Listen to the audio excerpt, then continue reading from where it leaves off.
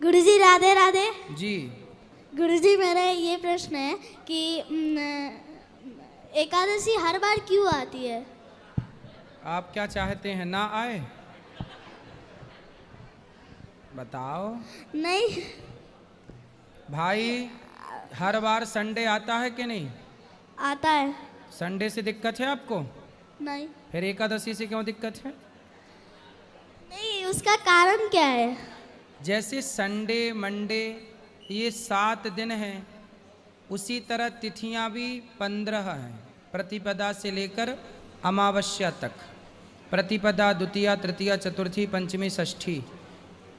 8 के बाद क्या आता है? 8। 8 के बाद 9। 9 के बाद 10। 10 के बाद 11। हाँ, जैसे 10 के बाद 11 आएगा ही, उसी तरह 10वीं तिथि के बाद एकादशी तिथि आएगी ही। और महीने में 2 बार तिथि आएगी।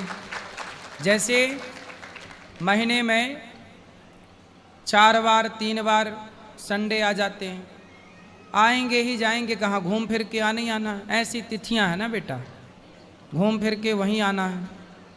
और मेरा दूसरा प्रश्न यह है कि गौरी गोपाल गुरुकुल में मतलब कि कौन से क्लास के बच्चे को एडमिशन होता है? अभी तो पूरा पैक है। अगला जब गौरी गोपाल विद्यालय जो बन रहा है, वो जब बन जाएगा तो कक्षा 1 से लेके 12वीं तक। राधे राधे गुरुजी। खड़े हो बेटा, खड़े हो जाओ। राधे राधे गुरुजी। जी बोलो। ठीक। गुरुजी राधे राधे। जी। गुरुजी मेरे 2 प्रश्न हैं। पहला, एकादशी में सेंधा नमक खा सकते हैं? खा सकते हैं। और दूसरा, सीता माता रावण की बेटी कैसे थी? सीता माता किसकी बेटी? रावण। रावण की बेटी कैसे थी? सीता माता जनक जी की बेटी हैं, पृथ्वी से प्रकट हुई हैं, तो पृथ्वी की बेटी हैं, पृथ्वी उनकी माता है। रावण की बेटी के बारे में केवल कई बातें हैं, कहीं ठोस प्रमाण नहीं है। जो कई बातें हैं वो इस तरह से हैं कि एक बार रावण ने संतों को मार कर एक घड़े में संतों का खून भर लिया और मंदोदरी को दे दिया कि संभाल के रखो। रात को मंदोदरी को लगी प्यास, तो संतों का वह रक्त मंदोदरी पी गई। चूँकि संतों का वह रक्त था, तेज था, तो उससे मंदोदरी गर्भवती हो गई। ये जो बात हम बता रहे हैं, इसका शास्त्रों में कहीं प्रमाण नहीं है, पर सुनी गई बातें हैं, परंपरा से चली आई, तो आपको सुना रहे हैं। इसका कोई प्रमाण नहीं है इन बातों का, लेकिन प्रचलित हैं। तो रावण ने मंदोदरी वो खून पी करके गर्भवती हो गई। फिर उन्होंने, रावण ने गर्जना की तो मंदोदरी का गर्भ गिर गया। उसी गर्भ को उसी घड़े में डालकर रावण ने उस घड़े को जमीन पर गाड़ दिया, जनक जी की जमीन पर। जब सोने का हल बनाकर जनक जी ने उसे खुदाई की तो वहाँ सीता मैया प्रकट हुई। तो इस भाव से रावण की बेटी माना जाता है। बाकी और कोई विशेष ठोस प्रमाण नहीं है इस बात के कि रावण की बेटी सीता है। और गुरुजी मुझे भगवत गीता चाहिए, पढ़नी है मुझे, तो यहाँ मिल सकती है? हाँ, सब जगह मिल जाती है बेटा, किसी भी पुस्तक की दुकान में ठीक है, मिल जाएगी। गुरुजी राधे राधे। जी। गुरुजी 7 दिन का पोथी पाठ हो रहा है गुरुजी, लेकिन आखिरी दिन हम नई ट्रेन हमारी छूट जाएगी तो चले जाएंगे, तो हमारा प्रसाद पहुंच जाएगा गुरुजी? हाँ, आपके एड्रेस पर पहुंचेगा। ठीक है, राधे राधे गुरुजी। खुश रहिए। गुरुजी प्रणाम। गुरुजी मैं उत्तराखंड जिला चंपावत तामली का रहने वाला हूँ। वहाँ से वो पूछ रहे हैं कि जो गुरुजी उसमें टीवी में जो दिखाते हैं वो और जो आप देख रहे हो उसमें कोई फ़र्क है कि एक ही है? कि वो तो उसमें ब्रेक भी लेते हैं, तो तुम्हारे यहाँ ब्रेक लेते हैं तो क्या करते हैं? मेरा कोई जवाब नहीं था इसका। कहाँ से, कौन सा ब्रेक? जैसे टीवी में ब्रेक लेते हैं ना। कहाँ ब्रेक आता है टीवी पर? जब 3 घंटे कथा चलती है तो कथा ही आती है। नहीं, ब्रेक आता जी। अरे कथा जब 3 घंटे साधना चैनल पर 3 बजे से 6 बजे चलती है ना, उसमें कोई ब्रेक नहीं आता। DD2। DD2 में जो आता है। हाँ, बाकी चैनलों पर तो ब्रेक करके वो ये रिकॉर्डिंग चलाते रहते हैं। अच्छा, DD2 लाइव जब चलती है उसमें ब्रेक नहीं नहीं, होता, DD2 में। वो तो चलाते रहते हैं। अच्छा, और तो यही पूछ रहे थे जी तो वो बहुत, ये पूछ रहे थे कि ब्रेक लेते हैं तो उस समय क्या करते हैं? उस टाइम गुरुजी क्या करते हैं, ये पूछ रहे थे जब गुरुजी ब्रेक लेते हैं। अभी ये बताओ कि आप 3 घंटे यहाँ कथा सुनते हो ना?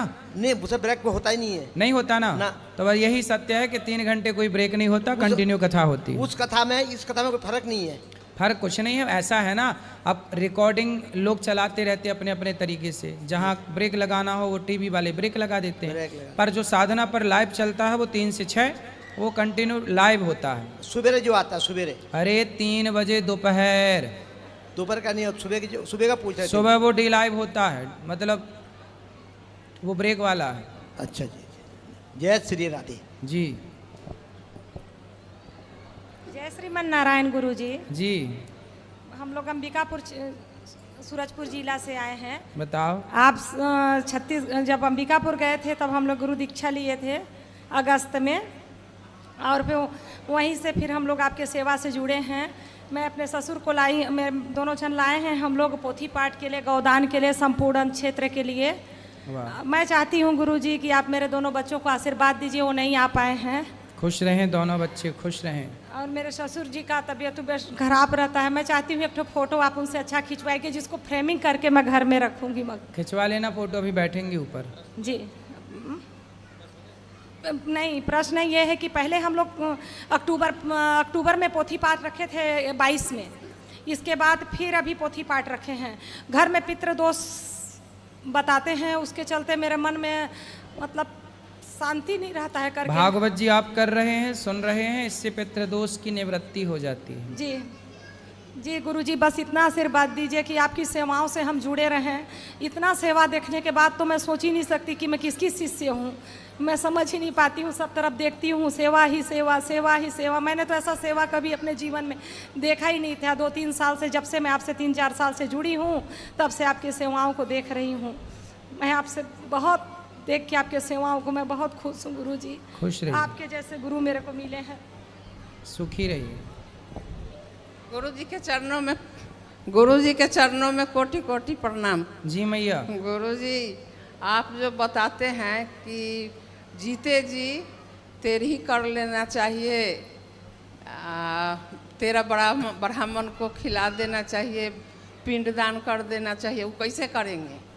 जीते जी अन्नदान करो, साधु भसंत भोजन करें, यही ना जीते जी अन्नदान, मरने के बाद जो होगा होगा। जीते जी अन्नदान करो, यही है। अन्न दान तो करते हैं, बस वही है। हाँ। और यहाँ एक दान जो भूल गए, जो होता है अन्न दान, जैसे शरीर। चलो जब याद आए तब बताना। गुरुजी राधे राधे। हाँ बेटा। महाराज जी, मेरा प्रश्न ये है कि हम एकादशी के दिन चावल क्यों नहीं खाते? क्योंकि सारे पापों का वास अन्न में होता है एकादशी के दिन। जैसे पीपल में भगवान का वास होता है एक दिन, आंवला नवमी को भगवान का वास आंवले में होता है, उसी दिन उसी प्रकार एकादशी के दिन चावल में और अन्न अनाज में पाप का वास होता है, इसलिए नहीं खाते। ठीक है महाराज जी।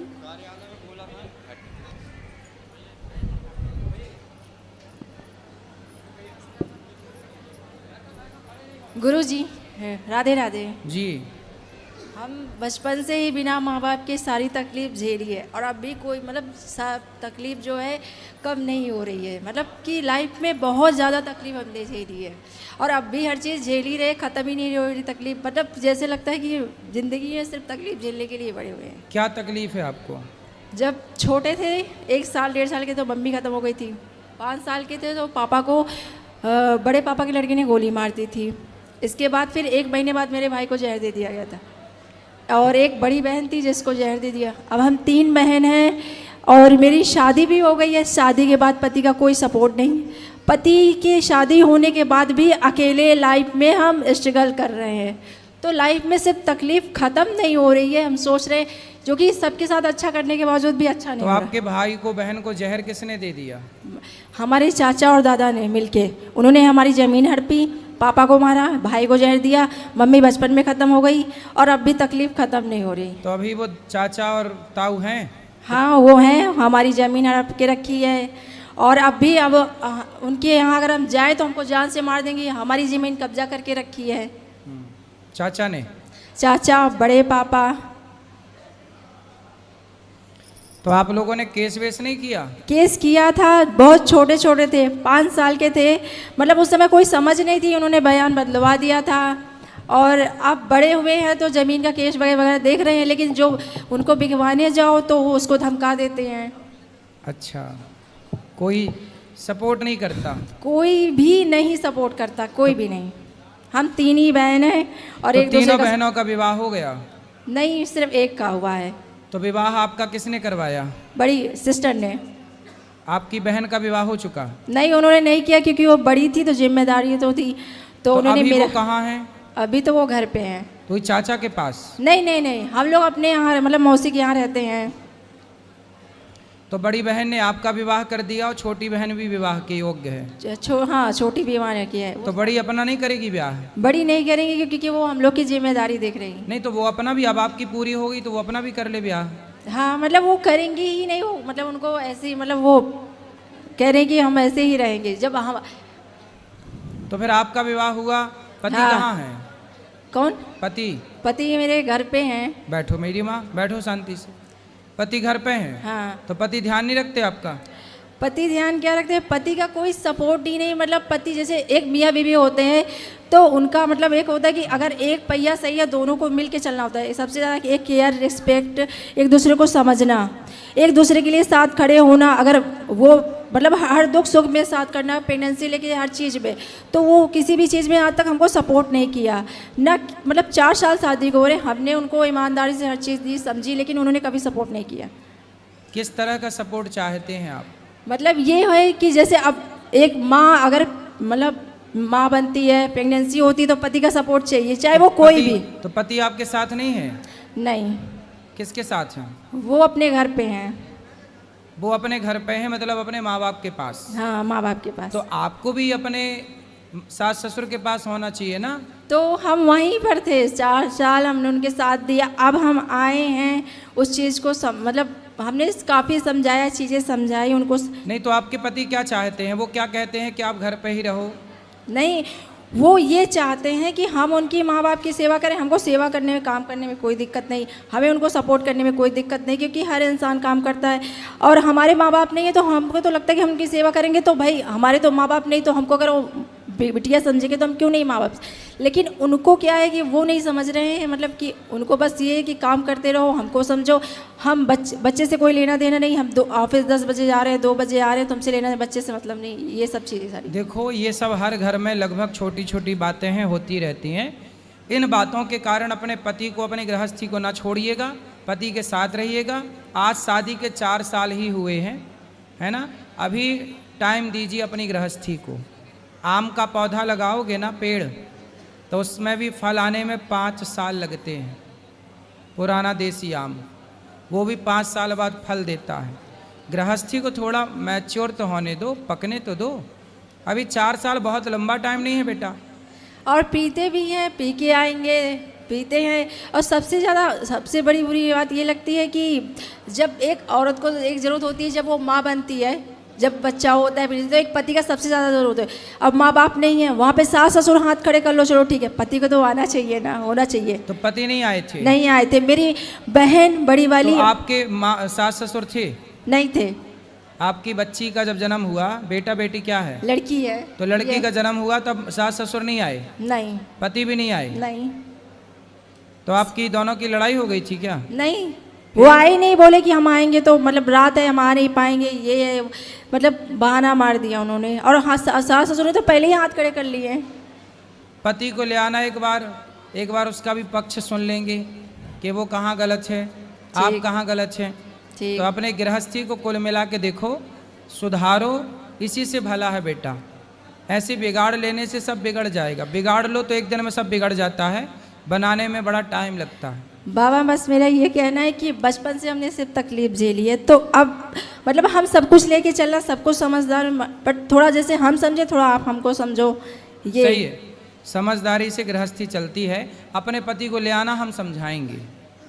ठीक है बाबा। ठीक है, उनको छोड़ना मत, ले आना, बात करेंगे, समझाएंगे।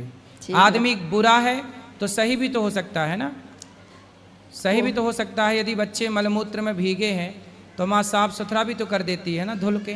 ऐसे ही है, हर व्यक्ति विचारों से गंदा हो जाता नहीं, है। वो कुछ करना ही नहीं चाहते हैं, उनको हमने बहुत समझाया है। और मतलब चलो हमें टाइम दो ना दो, बच्चे को तो टाइम दो। आप 2 बजे ऑफिस से आया, 3 बजे आ रहे हो, ये कोई टाइम नहीं। अब हमें टाइम मत दो, बच्चे को टाइम दो। बच्चे से तो प्यार होता है, चाहे आप हो, हमें कोई भी हो।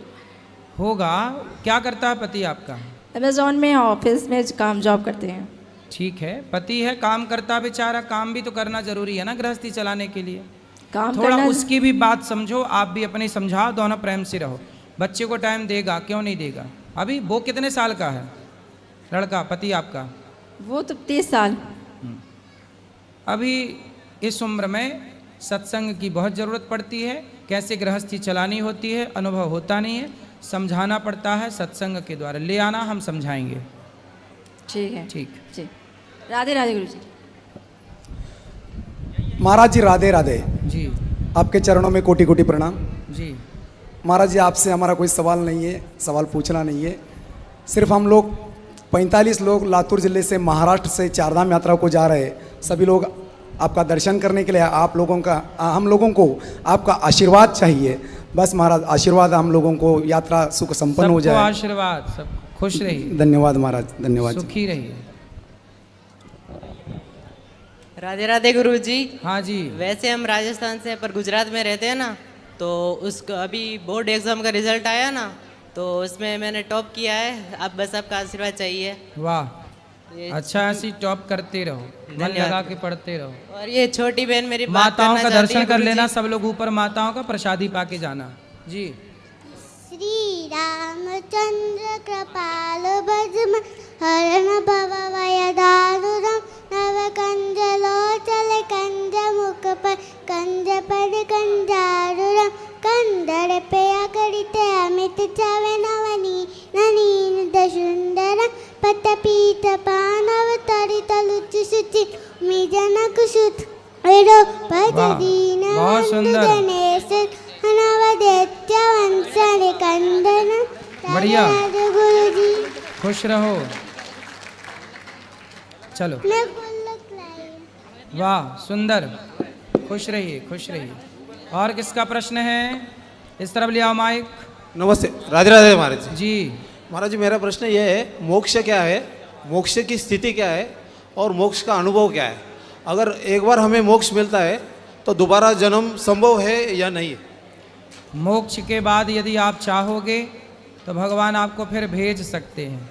मोक्ष व्यक्ति, मुक्त व्यक्ति आए जाए, मोक्ष वाला यही है।